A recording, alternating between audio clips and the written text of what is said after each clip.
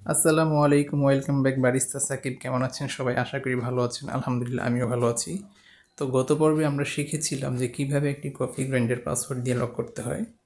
তো আজকে আমরা শিখব সেই পাসওয়ার্ডকৃত গ্রাইন্ডারে আপনি কিভাবে লগ ইন করবেন বা প্রবেশ করবেন। তো চলুন আমরা আর কথা না বাড়িয়ে ডিসপ্লেতে চলে যাই। এবার আপনি পাসওয়ার্ডকৃত গ্রাইন্ডারে লগ ইন করার জন্য মেনু বাটন 4 থেকে 5 সেকেন্ড চেপে ধরে রাখুন। এমন অপশন চলে আসবে। এবার আপনি কাঙ্ক্ষিত পাসওয়ার্ড দিয়ে লগ ইন করুন।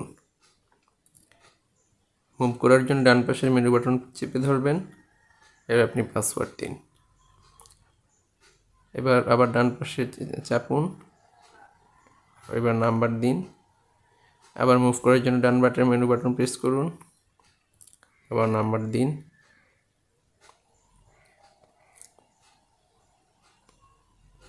এই তো নাম্বার দেওয়া হয়ে গেলে এবার আপনি ওকে বাটন প্রেস করুন। ধন্যবাদ, আপনি সফলভাবে পাসওয়ার্ড দিয়ে লগ ইন করতে পেরেছেন। এবার আপনি পাসওয়ার্ড যদি অফ রাখতে চান সেক্ষেত্রে আপনি অপশন পাসওয়ার্ডে ক্লিক করুন, অফ করুন, ওকে বাটন প্রেস করুন। বাস, আপনি সাকসেস হয়েছেন। ধন্যবাদ। বন্ধুরা, এই ছিল আজকের ভিডিওটি কেমন লেগেছে অবশ্যই কমেন্টে জানাবেন এবং বন্ধুদের শেয়ার করে দিবেন।